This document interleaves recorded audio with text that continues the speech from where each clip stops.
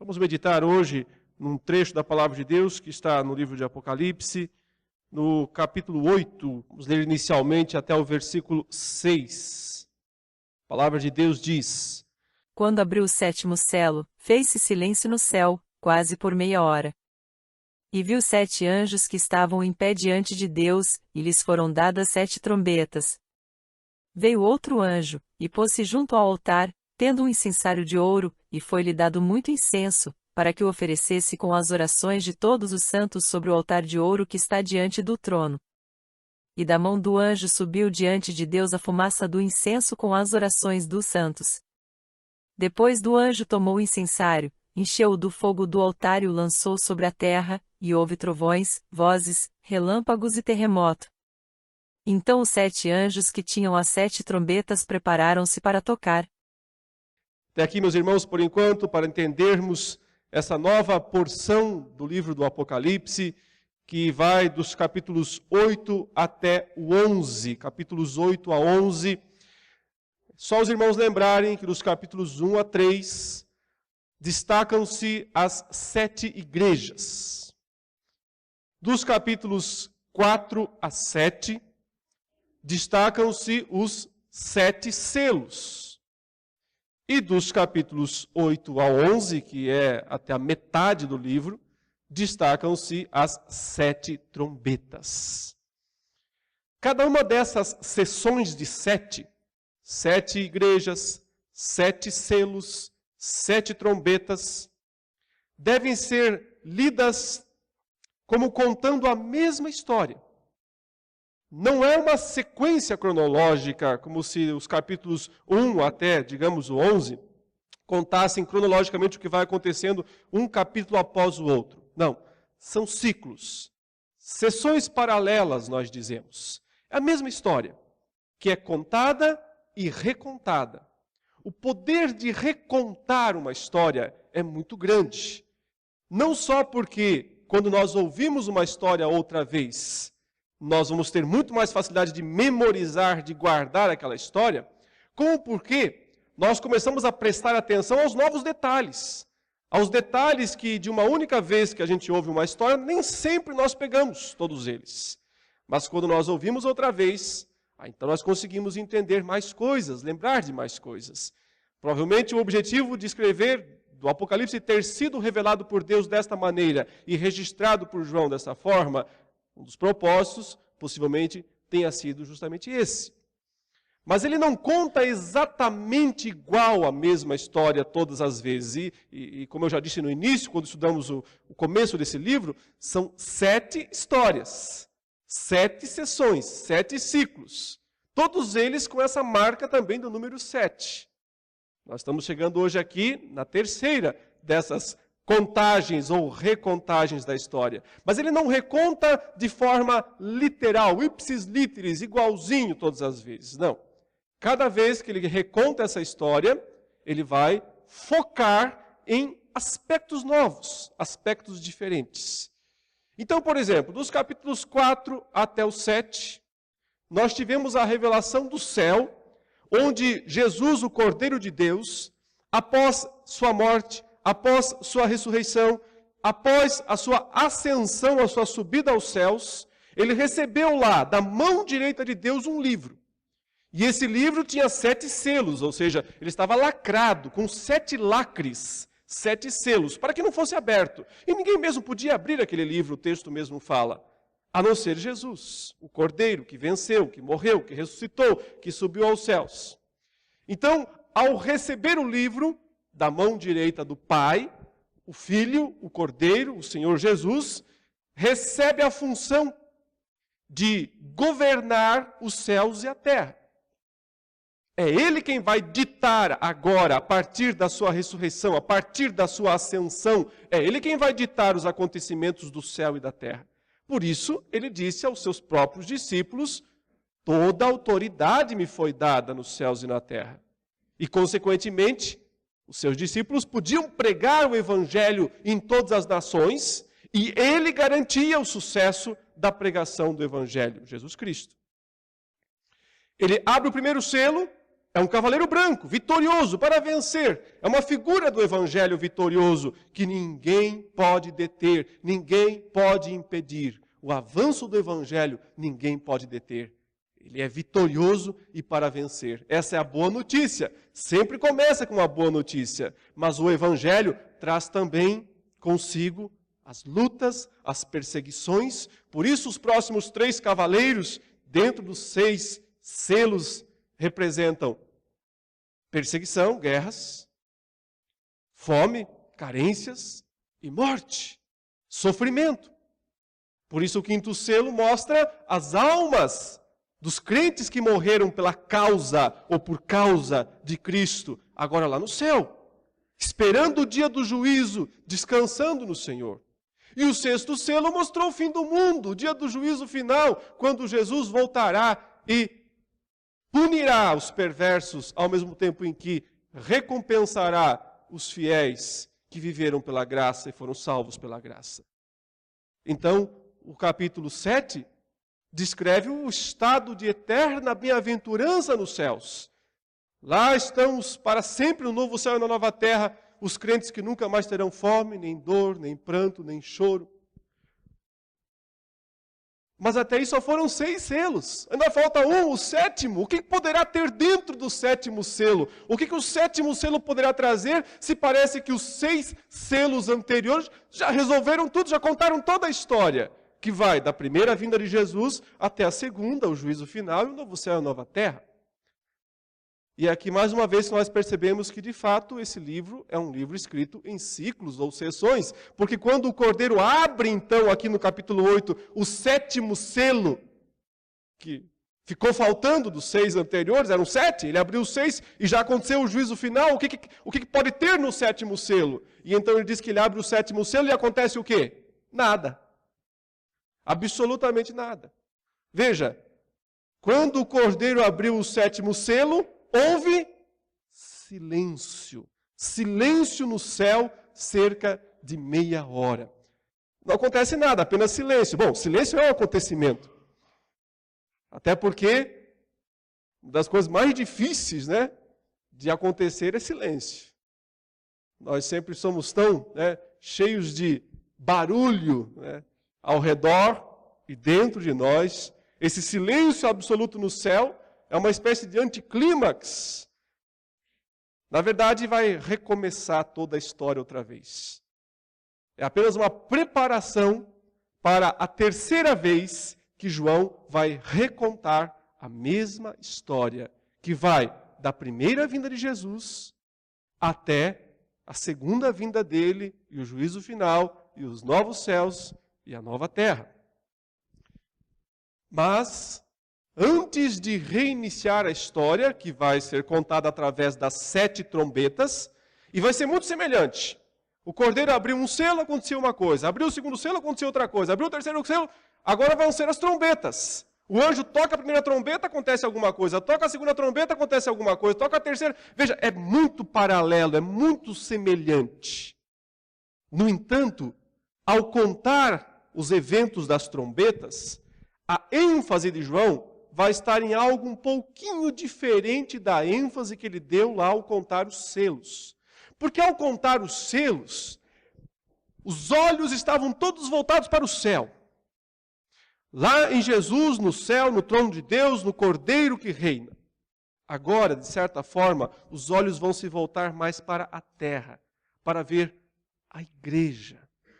A participação da igreja neste movimento de Deus, nas ações de Deus, como que a igreja participa disso. Por isso, eu resumo os capítulos 8 a 11 de Apocalipse com a seguinte frase: esperança em meio ao caos. Situação do mundo caótica, indo de mal a pior. Mas isso não é desesperador para a igreja. A igreja encontra a verdadeira esperança, mesmo em meio ao caos do mundo, através da fé e do papel que ela tem a desempenhar no meio do caos, no meio do mundo em conturbação, no mundo que vai se destruindo, uma espécie de autodestruição, como a gente poderá ver na sequência. Mas antes que o primeiro anjo toque uma trombeta, vai acontecer algo lá no céu de uma importância emblemática. Antes que ele toque a primeira trombeta, há uma cena de uma espécie de um ritual celeste. Preste atenção nesse ritual que está aí a partir do versículo 2. Então vi os 7 anjos que se acham em pé diante de Deus, e lhes foram dadas 7 trombetas. Veio outro anjo e ficou de pé junto ao altar com um incensário de ouro. E foi-lhe dado muito incenso para oferecê-lo com as orações de todos os santos sobre o altar de ouro que se acha diante do trono. Então olha essa cena aqui, que interessante. Os 7 anjos que vão tocar as 7 trombetas estão posicionados. Cada um recebeu a sua. É só uma questão de tocar e executar, então, os decretos, os juízos de Deus sobre a terra. Mas antes que eles toquem, precisa acontecer algo. E aí vem essa cena desse anjo que se coloca diante do altar de Deus, uma posição muito formal, revestida de solenidade. Esse anjo se coloca diante do altar de Deus, então dão para ele, não diz quem dá, só diz, e ele recebe um incensário de ouro. Um incensário é um compartimento onde na antiguidade se colocava incenso, então esse incenso queimado, com brasa, era oferecido a Deus. Era uma oferenda suave, de aroma suave, até a presença do Senhor. Esse ritual, simbolicamente, então, descreve o papel da igreja nas ações de Deus no mundo. Porque observe que o texto diz, quando sobe aquele incenso até Deus, e ele vai mesclado, misturado com as orações dos santos. Orações dos santos é orações dos crentes. É só lembrar que os crentes em todas as cartas do Novo Testamento são chamados de santos. Os santos não são uma categoria especial de pessoas canonizadas por alguma igreja, por alguma instituição. Os santos são todos aqueles que creem em Cristo Jesus. São chamados de santos por Deus. Não porque sejam perfeitos, não porque não tenham mais pecados, mas porque foram santificados através do sangue do Cordeiro. Foram lavados dos seus pecados e agora foram separados para Deus. O incenso sobe até Deus, misturado com as orações dos santos. Qual é o retorno? Qual é a resposta? É imediata. O texto diz que quando subiu à presença de Deus a fumaça do incenso com as orações dos santos, o verso 5 diz, o anjo tomou o incensário, encheu-o do fogo do altar e o atirou à terra. E houve trovões, vozes, relâmpagos e terremotos. Então, simbolicamente, essa passagem descreve para nós a participação dos santos, a participação da igreja no desenrolar do plano, do projeto de Deus, no concretizar-se dos decretos de Deus aqui neste mundo. A igreja ora ao Senhor, as orações sobem a Deus e Deus retorna, responde imediatamente, lançando à terra seus atos de juízo. Trovões, vozes, relâmpagos e terremoto são atividades julgadoras de Deus. É a manifestação da santidade de Deus diante do pecado, diante da corrupção. Quando Moisés recebeu as tábuas da lei no Monte Sinai, o monte inteiro tremia, havia vozes, havia fogo, havia terremoto. Todos esses simbolismos aqui do Antigo Testamento mostram a presença de Deus. É a presença do Deus Todo-Poderoso, a presença do Deus Santo em meio a um mundo dominado pelo mal, um mundo dominado pelo pecado. Então a reação não vai ser pacífica. Então vai haver isso, vozes, trovões, terremotos. Quer dizer, não há um encaixe muito perfeito, impossível mesmo, entre a santidade de Deus e a pecaminosidade humana. Mas o que fica de importância central para nós aqui nós participamos de tudo que Deus faz. E o modo mais importante pelo qual nós participamos é através da oração. O papel da oração, o poder da oração é algo que fica claro nessa passagem. Antes que os anjos toquem as trombetas, a igreja ora e o Senhor responde. Veja, portanto, que a igreja não é absolutamente passiva no que diz respeito aos acontecimentos deste mundo. A igreja participa ativamente através de uma das coisas que Deus lhe deu, lhe concedeu: o direito de orar, de interceder. Não fazer uso disso é perder, é ficar de fora, é não participar desse grande propósito de Deus. Através da oração, a oração do povo de Deus, dos santos de Deus, faz com que o poder dos céus se manifeste na terra, se manifeste no mundo para salvação e condenação.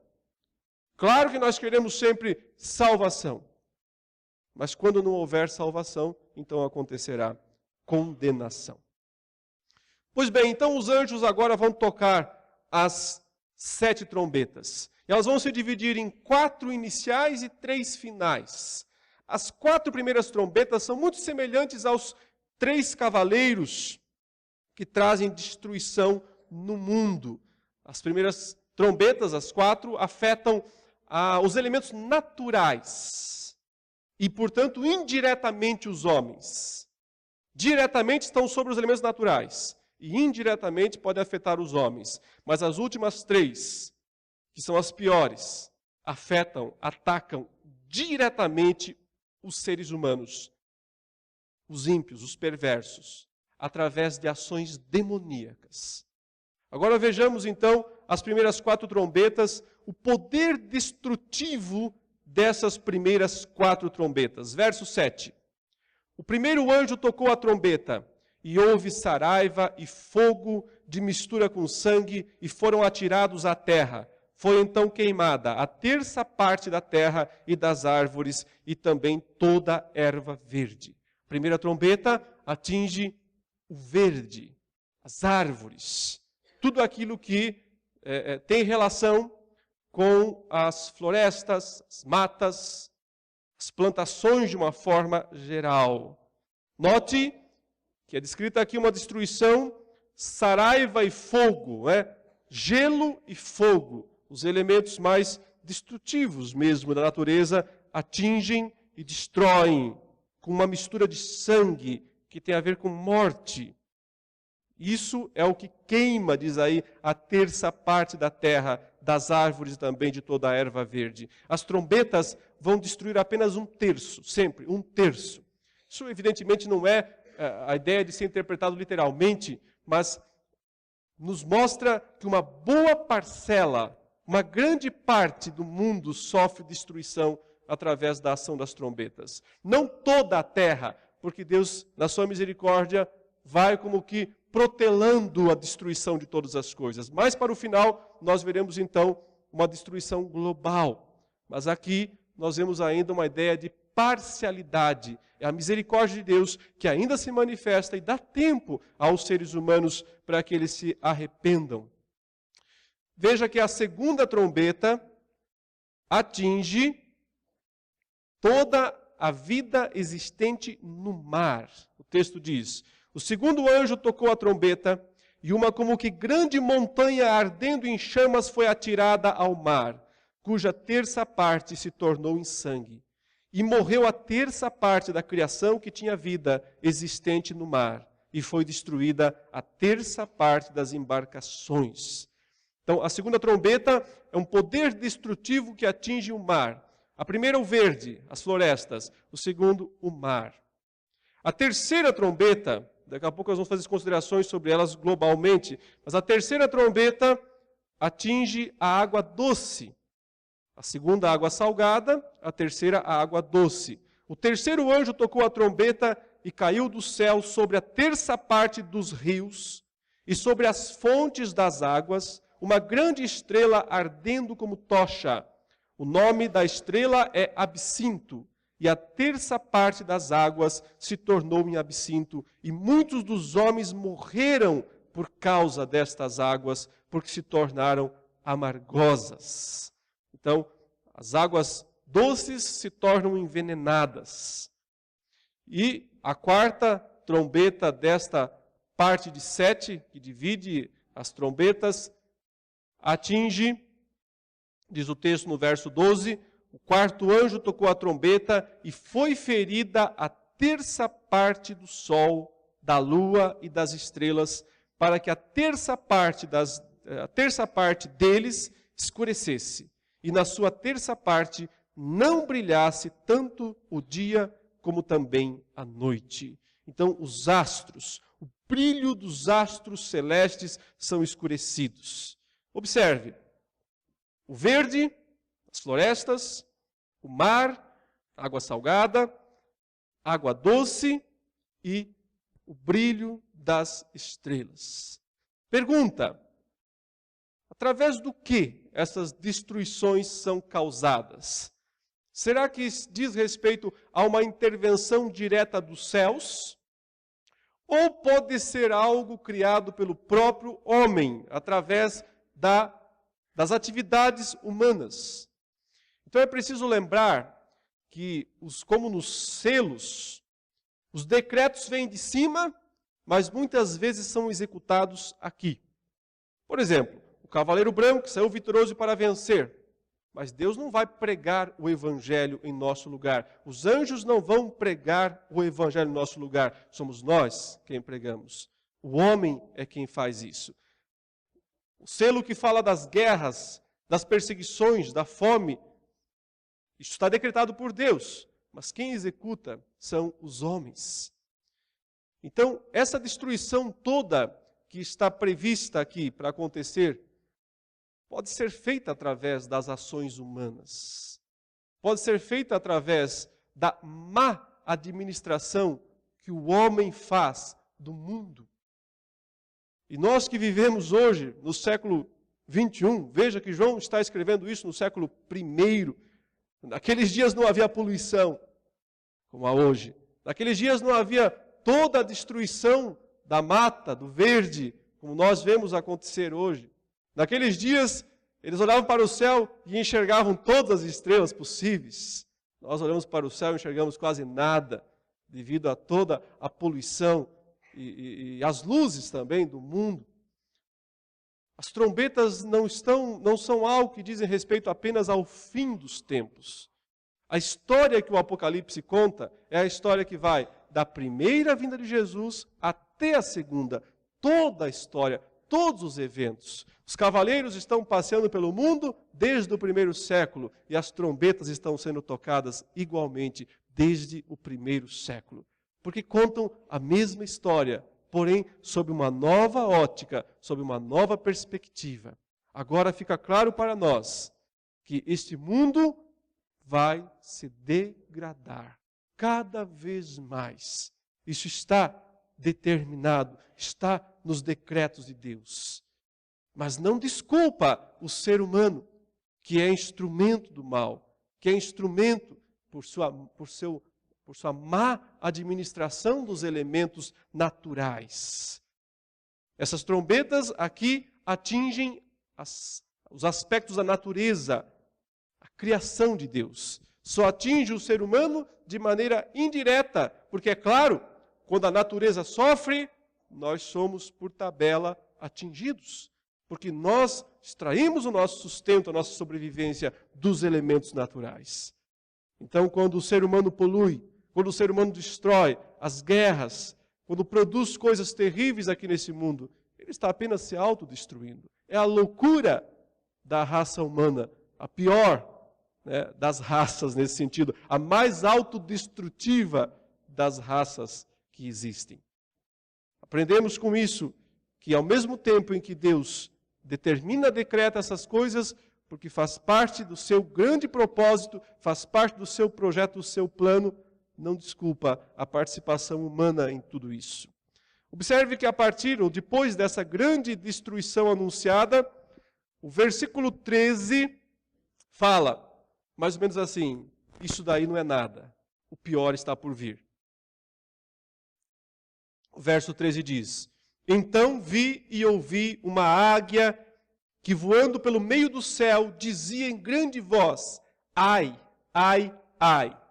E veja que os 3 ais aqui são para ser notados. 3 ais. Ai, ai, ai. Dos que moram na terra, por causa das restantes vozes da trombeta dos 3 anjos que ainda tem de tocar. Em outras palavras, achou ruim? Achou ruim o toque das 4 trombetas? Prepare-se. As 3 que virão agora serão muito piores. E serão muito piores porque as 3 seguintes atingirão diretamente os seres humanos. As 4 anteriores atingem indiretamente. Essas 3 agora atingem diretamente. Nós vamos agora considerar apenas uma delas, que é a 5ª. As outras 2 nós estudaremos à noite, se Deus permitir. O 5º anjo tocou a trombeta e viu uma estrela caída do céu na terra, e foi-lhe dada a chave do poço do abismo. Ela abriu o poço do abismo e subiu fumaça do poço, como fumaça de grande fornalha. E com a fumaceira saída do poço, escureceu-se o sol e o ar. Também da fumaça saíram gafanhotos para a terra. E foi-lhe dado poder, como o que tem os escorpiões da terra. Foi-lhes dito que não causassem dano à erva da terra, nem a qualquer coisa verde, nem a árvore alguma, e tão somente aos homens que não têm o selo de Deus sobre a fronte. Foi-lhes também dado não que os matassem, e sim que os atormentassem durante 5 meses. E o seu tormento era como o tormento de escorpião quando fere alguém. Naqueles dias, os homens buscarão a morte e não a acharão. Também terão ardente desejo de morrer, mas a morte fugirá deles. O aspecto dos gafanhotos era semelhante a cavalos preparados para a peleja. Na sua cabeça havia como que coroas parecendo de ouro, e o seu rosto era como o rosto de homem. Tinham também cabelos como cabelos de mulher, os seus dentes como dentes de leão. Tinham couraças como couraças de ferro. O barulho que as suas asas faziam era como o barulho de carros, de muitos cavalos, quando correm à peleja. Tinham ainda cauda, como escorpiões, e ferrão. Na cauda tinham poder para causar dano aos homens por 5 meses. E tinham sobre eles, como seu rei, o anjo do abismo, cujo nome em hebraico é Abaddon e em grego Apolion. O primeiro ai passou. Eis que depois dessas coisas vem ainda 2 ais. Certamente aqui, meus irmãos, a parte mais dramática, talvez, de todo o livro do Apocalipse, mostrando mesmo que o pior para este mundo está por vir. Algumas correntes de interpretação de Apocalipse são muito otimistas em relação a esse mundo. Acham que esse mundo vai melhorar, acham que a pregação do Evangelho vai trazer uma era dourada de paz e prosperidade aqui nesse mundo. Triste ilusão essa. Esse mundo está reservado para o pior dos piores. A pregação do Evangelho em todo o mundo não tem a intenção de transformar esse mundo num paraíso. Tem a intenção de separar as ovelhas dos bodes. Tem a intenção de separar e mostrar a diferença daquele que teme a Deus e daquele que não teme. Aqueles que têm a marca, o selo do Deus vivo na sua testa e aqueles que receberam na testa ou na mão a marca da besta. 5ª trombeta, ou o primeiro ai dos 3 finais, mostra uma destruição, ou melhor, um tormento causado por forças demoníacas, autorizado por Deus contra os homens, o texto diz que não tem a marca de Deus na sua testa. E aqui o texto abre uma história que é das mais misteriosas da palavra de Deus, mas que nós precisamos de alguma maneira tentar entender o significado. Fala de um abismo. E fala que esse abismo está fechado. Mas que quando ele é aberto, saem desse abismo incontáveis seres destruidores. São descritos aqui como gafanhotos, do tamanho de cavalos, com cauda, com boca de leão, horripilantes. Não são seres literais. A descrição aqui não é de algum animal existente. Isso aqui é uma descrição de um demônio. Evidentemente que uma descrição simbólica de uma força demoníaca que será solta neste mundo. Nós aprendemos da palavra de Deus que quando os anjos caíram, quando os anjos pecaram contra Deus, seguindo o líder principal deles, Satanás, eles foram rebaixados da sua posição de glória nos céus e se tornaram criaturas de trevas, cada vez mais tenebrosos. Mas nós aprendemos que por um tempo parte desses anjos viveu no céu e depois foi lançado para a terra. Provavelmente a data, o momento específico em que os anjos foram expulsos do céu, tenha sido apenas após a ascensão de Jesus aos céus. Depois que ele morreu, ressuscitou e subiu aos céus, então que são expulsos dos céus boa parte destes anjos caídos, mas que permaneceram algum tempo lá nos céus. O próprio Satanás permaneceu lá por algum tempo. Tanto é que no livro de Jó, Satanás se apresenta perante o Senhor. Parece não haver empecilho para ele se apresentar perante o trono do Senhor. E dialoga, conversa com Deus e acusa Jó na terra. Inclusive foi o que Deus perguntou para ele: onde é que você esteve, Satanás? Onde é que você esteve? Ele diz: pela terra, percorrendo a terra, rodeando a terra. Então ele tem um acesso à terra, mas também tem um acesso aos céus. E se apresenta e acusa diante do Senhor, acusa Jó diante do Senhor. Porém, Apocalipse 12, que nós ainda não estudamos, ficará para frente, fala que foi expulso do céu o acusador dos nossos irmãos, que era Satanás. Ele foi expulso quando Cristo subiu, após sua morte, após sua ascensão. Então, esses demônios, antigos anjos, agora estão na terra. Não podem mais voltar aos céus, não têm mais acesso lá, mas estão aqui na terra. Não são esses que estão descritos aqui no capítulo 9 de Apocalipse. Esses são outros anjos, também caídos, mas que seguiram Satanás na sua queda. No entanto, por alguma razão, foram aprisionados em algum lugar que ninguém sabe onde é, mas que é descrito aqui como sendo o abismo. Quando o Senhor Jesus expulsou demônios de um homem na região de Gadara ou Gerasa, o Gerazeno ou Gadareno, aquele homem que vivia pelos túmulos e que estava possesso de uma legião, os demônios pediram algo para Jesus: não nos mandes para o abismo. Não nos mandes para o abismo.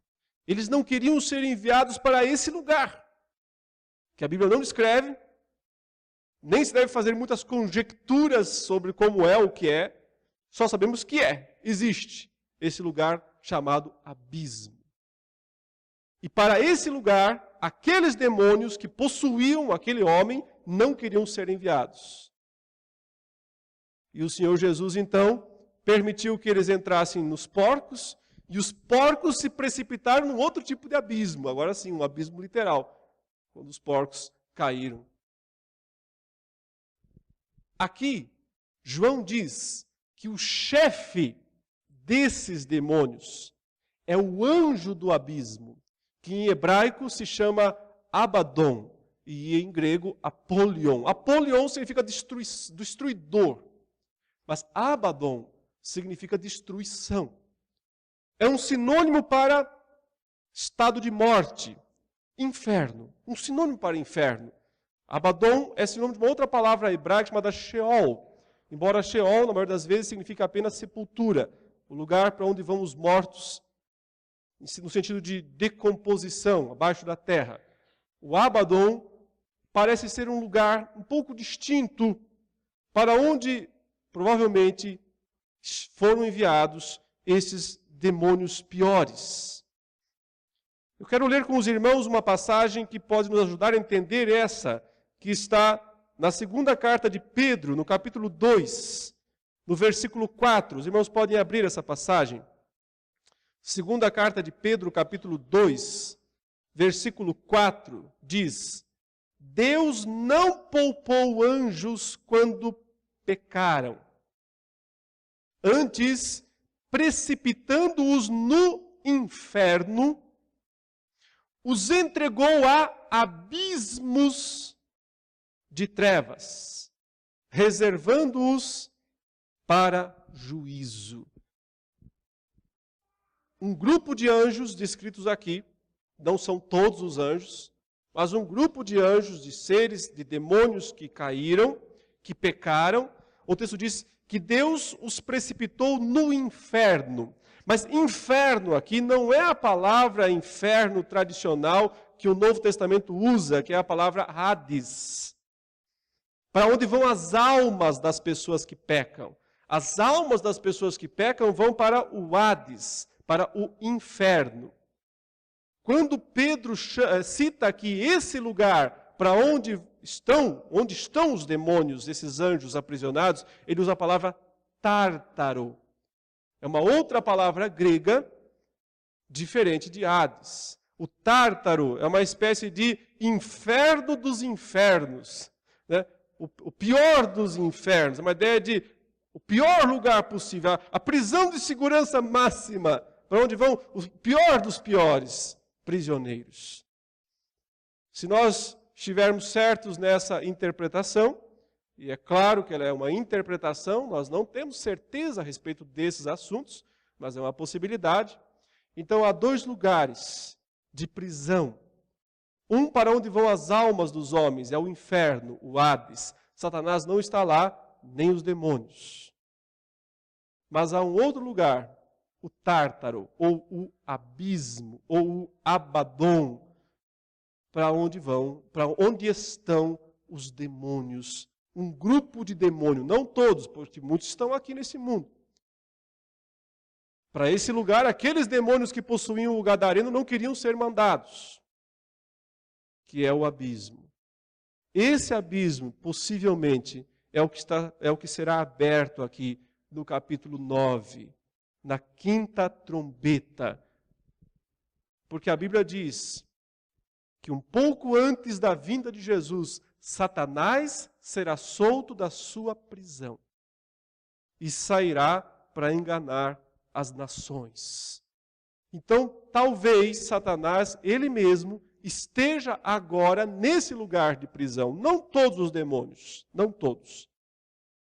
Mas ele e aqueles piores dos piores, que já foram desde o passado aprisionados lá, estejam nesse abismo, aguardando a autorização de Deus para saírem outra vez. Quando é que eles vão sair? Quando a igreja terminar a sua missão aqui nesse mundo. Quando tiver pregado todo o evangelho a toda criatura. Quando tiver encerrado o tempo da pregação do evangelho, então Deus permitirá que as forças malignas assumam totalmente o controle sobre tudo e sobre todos. Libertando, inclusive, esses demônios para agir sobre os homens, para torturá-los, atormentá-los.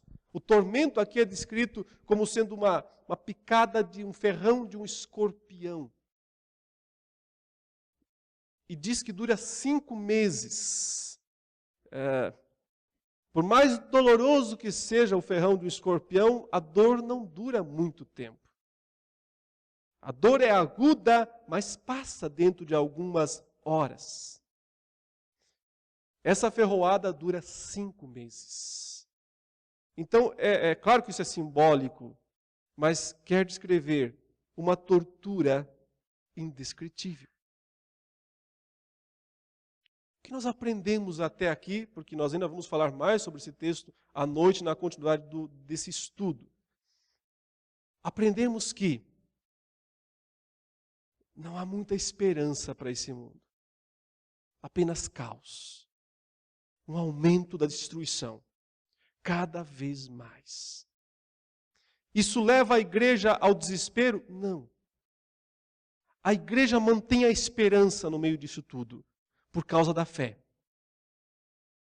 Por causa da salvação que ela tem em Cristo Jesus. Ela ora e o Senhor responde. A igreja mantém a esperança apesar disso tudo. Porque a pior parte das destruições, os 3 ais, não a atingirão. Porque esses demônios, foi dito a eles, vocês não podem tocar naqueles que têm a marca de Deus na fronte. Eles atingem os que têm a marca da besta, não aqueles que têm a marca do Senhor. E o texto termina dizendo, achou ruim? Tem mais 2 ais. E eles ainda serão piores. No sentido de trazer a destruição. Portanto, indiretamente ou diretamente o texto manda que os homens busquem refúgio no Evangelho. Quer escapar. Quer se ver livre de todo esse tormento, de toda essa destruição destinada, reservada. Só há um abrigo, só há um refúgio. A sombra do Onipotente. Só há um refúgio. É ter a marca de Deus na testa. Quando o anjo destruidor, no mesmo sentido de Apolion aqui, quando o anjo destruidor passou pelo meio do Egito, quem tinha uma marca lá foi poupado. Não foi destruído.